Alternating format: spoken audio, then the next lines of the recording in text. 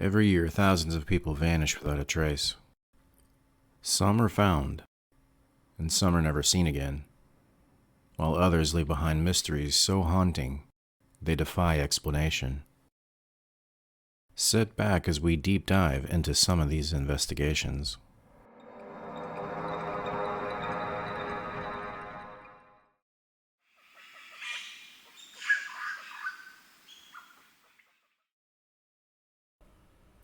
In April of 2014, two young women from the Netherlands, Chris Kremmers and Lisanne Froon, embarked on what should have been the adventure of a lifetime. They traveled to a remote town of Boquete, Panama, ready to immerse themselves in nature, learn Spanish, and volunteer for the local children. But what should have been a trip filled with discovery turned into a haunting and tragic mystery that remains unsolved to this day. The two had been planning this trip for months. They were described as intelligent and adventurous, and well prepared for their travels. On April 1st, they set off on a hike along the Pianista Trail, but something went terribly wrong. Chris and Lisanne never returned from that hike. Soon, search and rescue teams were deployed. Panama officials, along with Dutch investigators, scoured the dense jungle. Days turned into weeks, but no trace of the two women were found. It wasn't until 10 weeks later, when a local woman found Lisanne's blue backpack miles away from where they were hiking, that the mystery deepened. Inside the backpack, authorities found both women's phones, some cash, and Lisanne's camera. Despite being in the elements for weeks, investigators quickly realized that the phones had been used in the days following the disappearance. The data showed multiple attempts were made to contact emergency services, but due to poor reception, none of the calls were connected. Over the course of several days, the phone's batteries died, with the last activity recorded on April 11th, more than a week after they had vanished. But perhaps the most chilling discovery came from the camera itself. The camera revealed a series of photos taken on the day of the hike, showing Chris and Lisanne smiling and enjoying the trail. But then, there were photos taken at night, a full week later, in total darkness. These images, numbering over 90, showed strange, unexplainable scenes. The women's belongings were scattered over rocks, and one haunting image of the back of Chris's head. Why were these photos taken? Were they attempts to signal for help? In June 2014, human remains were discovered. A pelvic bone and a boot with a foot still inside were found along the riverbank. They were later identified as belonging to Chris and Lisanne. Scattered bones, some bleached by the sun, were eventually collected in the same area. Forensic analysis could not determine a clear cause of death. Was it an accident or something else? The lack of injuries on the bones fueled more speculation. To this day, the case of Chris and Lisanne remains unsolved. Despite the widespread interest and endless speculation, there have been no definitive answers. The case of the lost girls of Panama continues to haunt the hearts and minds of those who followed it. What really happened to Chris and Lisanne? One thing is for certain, their story serves as a stark reminder of the dangers that can lurk, even in the most beautiful places on Earth.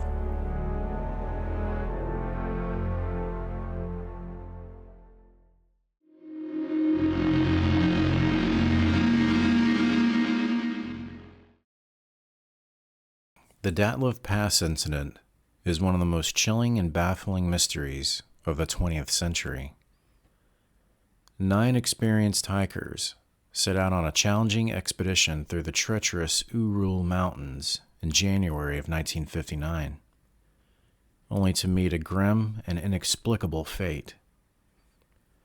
Led by Igor Dyatlov, the group consisted of 8 men and 2 women, all graduate students. Their goal was to reach the Otorten Mountains, but none would return alive. The group began their trek on January 27, 1959. After only a few days, the group encountered worsening conditions. Heavy snowfall and frigid winds began slowing the hikers. They set up camp along a slope ominously referred to as Dead Mountain. This would be the last place they would ever be seen alive, and the beginning of the strange occurrences that would soon follow. Weeks later, after the hikers failed to return, a search party was launched. On February 26th, searchers found the group's abandoned tent. It had been slashed and mangled. The group's belongings remained mostly untouched, but the scene suggested that something had gone horribly wrong. Bodies of the group were found in different areas of the camp, indicating that they had fled in a hurry. Some wore socks, and some had no outer layer of clothing other than a light sweater. The temperature was as low as minus 30 degrees. One by one, the bodies were discovered, some laying out in the open under light snow, and some were found near a forested area, again partially dressed. Some of the hikers even tried to climb a tall cedar tree, but the reason for this remains unclear. What were they retreating from? Investigators and rescuers were troubled by what they found when they initially uncovered the bodies. Several of the hikers had severe head and internal trauma. The injuries were so severe, it was likened to the force of a car crash. Adding to the mystery, one of the female hikers appeared to have been mutilated, as she was missing her tongue and her eyes. What could have caused these brutal injuries? It was also later confirmed that some of the hikers' clothing had been exposed to radiation. The Russian government quickly deemed the incident a compelling force of nature and quickly closed the investigation. But this vague determination only fuels speculation, leading to countless theories. Some suggest the hikers were caught in an avalanche, but the lack of significant accumulation of snowfall at the site raises doubt. Others believe the group had stumbled upon a Russian military experiment, something the group was not supposed to witness. One theory suggests an otherworldly cause to the gruesome deaths. UFO reports in that area have been and continue to occur to this day. In fact, witnesses reported a strange orange orb in the area of the mountains at the time the group went missing, further fanning the flames of a conspiracy. One prominent theory that goes along with the UFO claim is that the group encountered a Yeti. Yeti sightings and myths going back hundreds of years have been and still are prevalent in the area the group was found. Was the group fleeing for their lives from such a creature? Despite decades of investigations, the Dyatlov Pass incident remains unsolved. In 2019, the Russian government reopened the case and ruled once again that extreme weather was the cause. But what truly did happen on that fateful journey into the mountains in 1959? It's a chilling reminder that some mysteries are destined to remain cold and buried.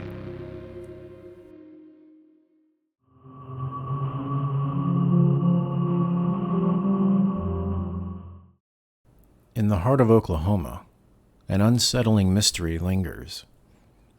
In October of 2009, the Jamison family, Bobby, Cheryl Lynn, and their 6-year-old daughter, Madison, disappeared without a trace, leaving behind an abandoned truck, strange clues, and chilling questions that remain unanswered today. On October 17, 2009, hunters in Latimer County, Oklahoma, stumbled upon the Jamisons' white pickup truck. Inside, searchers found the family's belongings, including Bobby's wallet, Sherilyn's purse, Madison's favorite toys, and their pet dog, still alive but barely. Also, the truck contained $32,000 in cash, adding to the mystery. The family was nowhere to be found. Search teams scoured the area, but the Jamisons had seemingly vanished into thin air.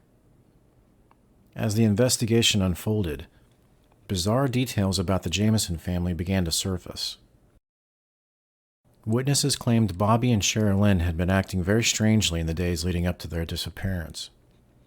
Security footage from their home showed the family moving in and out of their truck, seemingly in a daze, taking hours to load and unload items. They were never seen speaking to each other. Some have speculated that the family may have been involved in a murder-suicide, or even supernatural forces. Sherilyn's mother, Connie, claimed their daughter believed the family was haunted. For 4 years, the case grew cold. Then, in November 2013, just 3 miles from where their truck was found, the skeletal remains of the Jameson family were discovered. The bodies were so decomposed that authorities were unable to determine a cause of death. No signs of trauma were found, and the mystery of what happened to the Jamisons deepened. To this day, their exact cause of death remains unknown. Theories will continue to swirl, some logical and some outlandish. Why would the family leave behind their truck, their money, and even their dog to disappear in the wilderness? Shortly before they went missing, the Jamisons did tell their pastor, Gary Brandon, on separate occasions that they thought their home was haunted and that Bobby had occasionally been reading from the Satanic Bible. The deaths of the Jameson family are a haunting reminder of the fragility of life and the mysteries that sometimes go unsolved. Whether it was a case of foul play, an accident, or something far more eerie, the truth may never be known. Until then, the quiet woods of Oklahoma will continue to keep their secrets.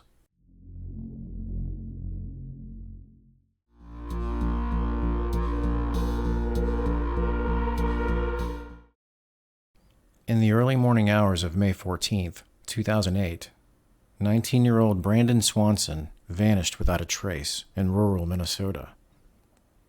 What began as a minor car accident has become one of the most baffling disappearances in recent history. Brandon had just finished his first year at Minnesota West Community College. He was friendly and very close with his parents, and not usually out so late.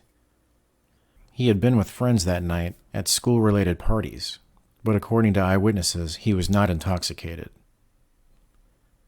Around midnight, he drove to his parents' house in Marshall, about 30 miles away. Brandon would never make it. Just after 1:15, he accidentally drove his Chevy Lumina into a shallow ditch near a small town of Taunton. Unhurt, but stuck, Brandon called his parents for help. His parents, Brian and Annette Swanson, drove to meet him. While on the phone with his mother, she asked him to flash his headlights so they could see where he was, but they didn't see them. They remained on the phone while his parents looked for him. At 2:30 a.m., while on the phone with his father, Brandon suddenly said, "Oh shit," then the call ended. That was the last time anybody heard from Brandon. Brian and Annette found Brandon's car, but he was not there. They spent hours looking for him and contacted the authorities around 6:30 a.m. The police quickly launched a search for Brandon, combing the area where his car was. It was along a gravel road about 25 miles from Lind, nowhere near where Brandon believed he had been. Despite exhaustive efforts with helicopters, dogs, and hundreds of volunteers, no trace of Brandon has ever been found. His phone records indicate that he was near Porter, not Lind, which only deepens the mystery of where Brandon thought he was. One of the more perplexing aspects of the case is Brandon's mistaken sense of location. How could he be so far off from where he was certain he was? Theories about his disappearance range from an accidental fall into a nearby river to the possibility that he was struck by a passing car. But neither theory has produced any physical evidence to confirm what happened. The most popular theory is that Brandon may have fallen into the Yellow Medicine River, which had risen from spring runoff. However, extensive searches of the river yielded no evidence of his body. Given the terrain and the river conditions, it's possible Brandon did slip into the water. But without any clues or remains after dive efforts, we're left with more questions than answers. In fact, after following the scent to the river, scent dogs continued to cross the other side of the river and along the riverbank where his scent vanished. To this day, The disappearance of Brandon Swanson remains unsolved. Was it an accident? Was it foul play? Or was it something else entirely? He did not indicate to his parents that he was being followed, or that he was in trouble, other than his stuck car. Despite the passage of time, his family has not given up hope. Brandon's disappearance prompted Minnesota to pass Brandon's Law, requiring authorities to respond more swiftly to the reports of missing adults, ensuring that no one else falls through the cracks.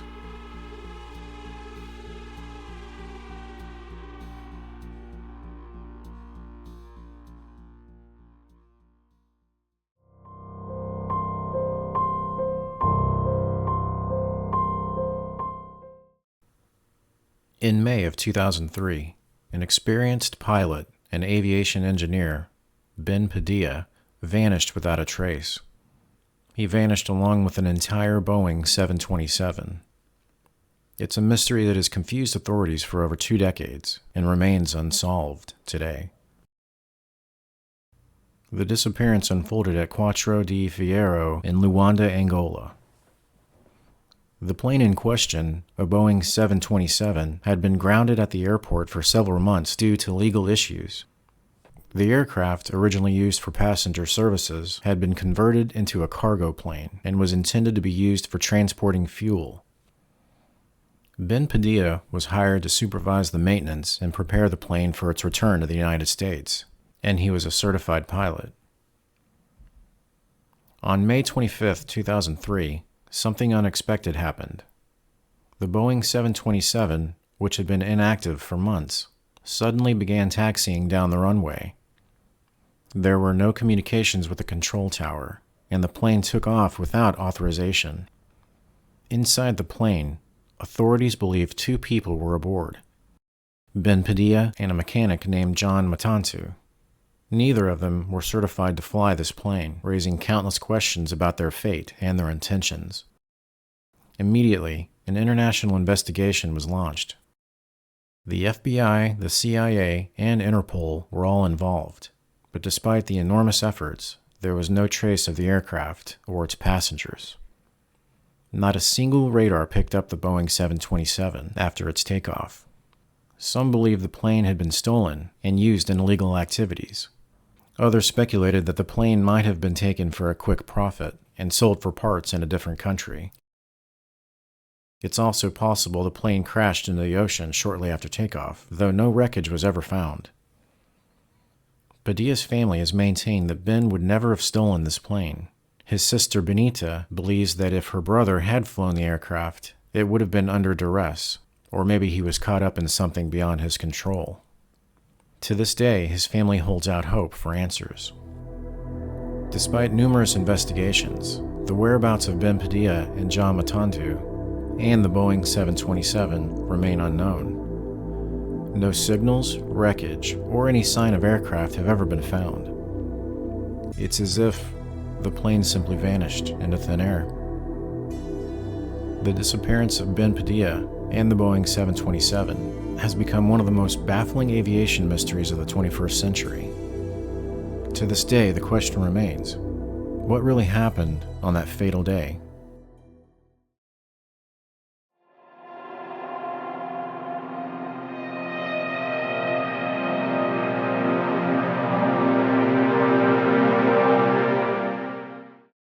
In 2020, 54-year-old Sandra Hughes set off for a solo camping trip in the Sierra National Forest. What was supposed to be an opportunity for reflection and an escape from stresses of life soon turned into a baffling mystery. To this day, nobody knows what truly happened to Sandra Hughes. Sandra was no stranger to nature. She had a passion for hiking and camping and spending time outdoors. Friends and family described her as strong-willed and independent. However, in recent years, she had faced difficult times, losing loved ones and, like many others, grappling with personal struggles.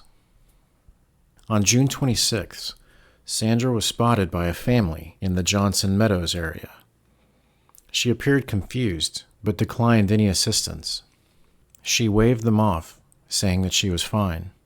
This would be the last confirmed sighting of her. Days later, her campsite was discovered in disarray. Personal belongings were scattered and her tent was overturned. Her car was abandoned, raising alarm among search and rescue teams. Despite efforts to find Sandra, by foot, helicopter, and trained dogs, no definitive trace of Sandra has ever been found. However, the mystery deepened when hikers reported strange sightings, claiming they had seen a barefoot woman matching Sandra's description in a remote area of the forest. These sightings added to more confusion. How could someone survive so long in the wilderness without proper gear? Months passed without any significant leads. It seemed that Sandra had vanished into thin air. Theories about her disappearance ranged from tragic accidents to foul play to even more unsettling possibilities. Was she lost, injured, or hiding intentionally? Could she have succumbed to the wilderness, or was there something else at play? After a certain point, the chances of survival in these conditions are very slim. But the reported sightings are what makes this case so puzzling. One of the strangest of the sightings in that area is that of Jake Gorba, his wife Victoria, and their 3 kids. Jake and Gorba's son Caden was playing in the meadow where Sandra had disappeared. He suddenly ran to his parents and said there was a woman lying in the meadow face down, with her legs bent, extended into the air. Shocked, the family followed Caden to the spot where he had seen her, but there was no sign of the woman. Are these continued sightings Sandra's apparition, or is there another explanation? In the years since her disappearance, no body has ever been recovered, and Sandra remains a missing person. The Sierra National Forest is vast and unforgiving, and it has claimed many lives over the years. Did Sandra become one more victim of the wilderness? Or is there more to this story? Only time may tell.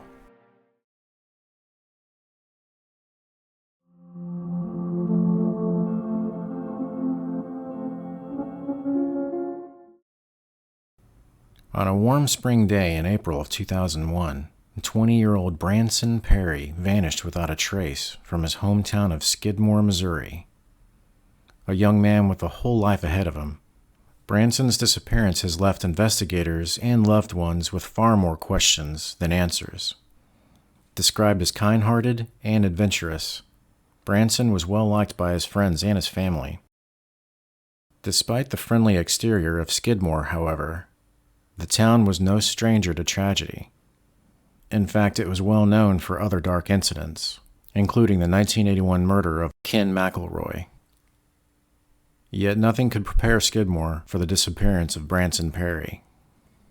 On April 11, 2001, Branson was home with his family, helping his father clean up. His father had been hospitalized, but was coming home soon. Branson was preparing for his father's homecoming by cleaning up the house and putting tools back in the shed. He was last seen by his friend around 3 p.m. That was the last time anyone would see Branson Perry. When his father returned from the hospital a few days later, he found Branson missing. His van, wallet, and personal belongings were still at the house, and the tools that he was carrying were never found. Despite numerous searches, including a helicopter scan of the area, there was no sign of Branson. Friends, family, and neighbors were questioned, but no solid evidence ever emerged. What made the case even more perplexing was the lack of evidence. There were no witnesses, no phone calls, and no activity on Branson's bank accounts. As with many unsolved cases, several theories have been suggested. It's rumored that Branson may have been involved in drugs, and perhaps a deal had gone wrong. To this day, Branson's whereabouts remain unknown. In 2021, the county sheriff's office reopened the case in hopes of uncovering new information, but as of now, there is no significant evidence. Branson's family continues to search for answers, however, holding out hope they will learn the truth about what happened to their son. The disappearance of Branson is yet another heartbreaking mystery that haunts a small town. His story is a reminder that most disappearances leave only questions, buried deep in time and uncertainty.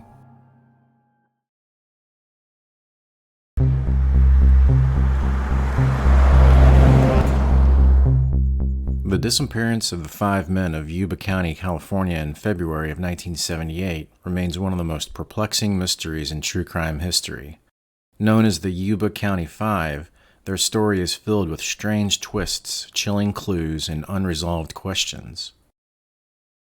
On the evening of February 24, 1978, Bill Sterling, Jack Hewitt, Ted Weir, Jack Magruder, and Gary Mathias set off to attend a college basketball game in Chico, California. Each of the men had a mild intellectual disability or psychiatric condition, but they were high-functioning and deeply cared for their families and each other. That night, after enjoying the game, they were expected to return home, but they never did. When the men didn't return, their families grew concerned. The police launched an extensive search. However, 4 days later, their car, a 1969 Mercury Montego, was found abandoned on the side of the road, 70 miles from Chico. Even more strange, the car was in great working condition, with enough gas to get them home, but there was no sign of the men. Why had they driven so far into the wilderness, away from any familiar routes? For months, the case went cold until June 1978, when the thawing snow revealed a gruesome discovery.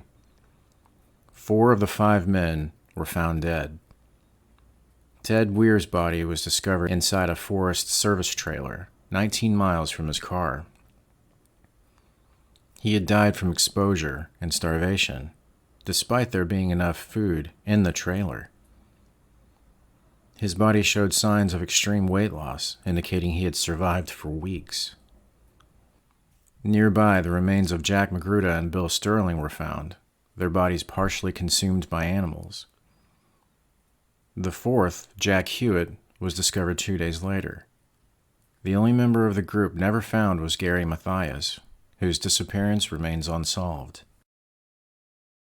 The circumstances of their death leaves behind many questions. Why did the men abandon the car? Why did Ted Weir not eat any food in the trailer? And perhaps most hauntingly, what happened to Gary Mathias? There is speculation that Mathias, who suffered from schizophrenia, may have wandered off or worse, but no trace of him has ever been found, despite intensive searches. Over the years, many theories have been proposed. Some believe the men got lost while trying to help someone in need, or were forced off the road by unknown circumstances. Others speculate they may have encountered foul play, though there's little evidence to support this. 46 years later, the Yuba County Five still haunts families and investigators.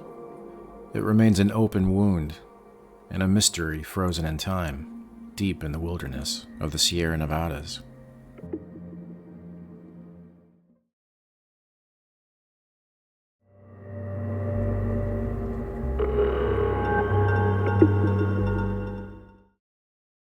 With a population just over 3,000, Nome, Alaska is a small, isolated town nestled on the edge of the Bering Sea.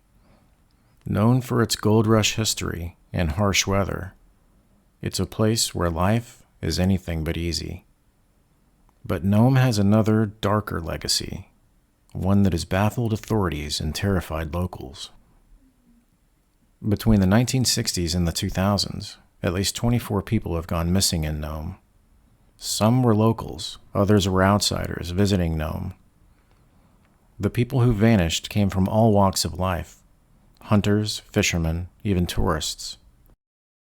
Their sudden disappearances sparked numerous theories, from the mundane to the bizarre. The case has drawn national attention, especially after media outlets and some residents speculate alien abductions could be the cause. This obviously deepens the mystery even more surrounding the Nome missing persons cases. The idea gained traction, so much so that Hollywood even created a movie around it. Others point to a more grounded but equally chilling explanation: the unforgiving wilderness. Nome sits on the edge of one of the most inhospitable regions in the world. Many believe that the missing 24 people simply froze to death. But even as locals acknowledge the dangers of the wilderness, some can't shake the feeling that there's more to the mystery.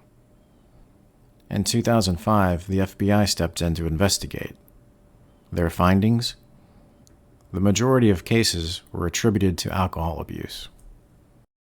However, the FBI's conclusions did little to soothe the community. Whether it was violent crime, negligence, or some other paranormal activity, the families of the missing people want answers. To this day, the truth about the missing 24 of Nome remains elusive. Was it the brutal Alaskan wilderness that claimed their lives? Or were darker forces at work? Whether the answer lies in the freezing snow or beyond our stars, the disappearances continue to haunt Nome and its people. The missing 24 may be gone, but they are not forgotten.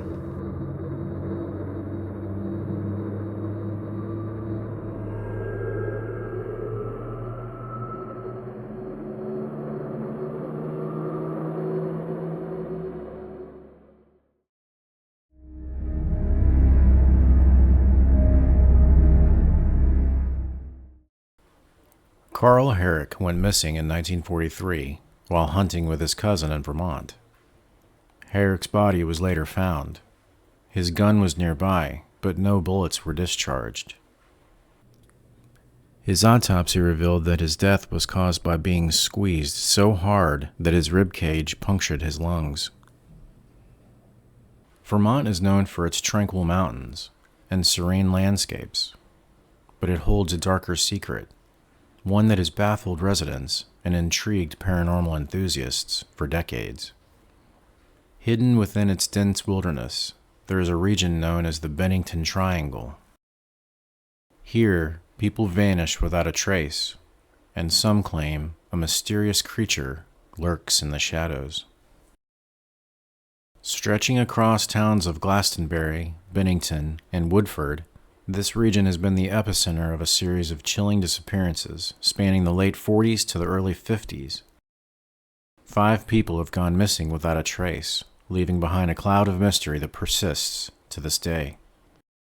74-year-old Mitty Rivers, a seasoned hunter, disappeared while leading a group on a hunting trip near Glastonbury. He walked ahead of the group and was never seen again. Despite searches, no trace of Rivers was ever found, except for a single rifle cartridge. It almost appeared it had been dropped deliberately.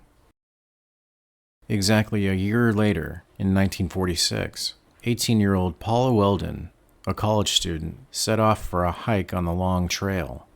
Witnesses saw her walking towards the trail, but she never returned. In 1949, just 3 years after Paula's disappearance, an 8-year-old boy named Paul Jepson disappeared while playing near a farm. His mother claimed that she had only taken her eyes off him for a moment, and he was gone. Bloodhounds were brought in to track his scent, but Paul was never found. The disappearances continued.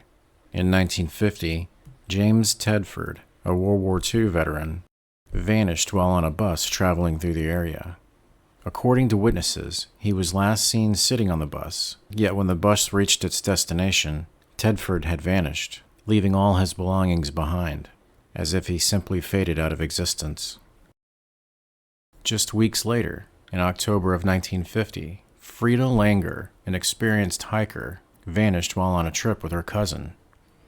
Unlike the others, Langer's body was found 6 months later, but in a location that had thoroughly been searched. Her body provided no clues to how she died. As the disappearances mounted, rumors of supernatural involvement began to swirl.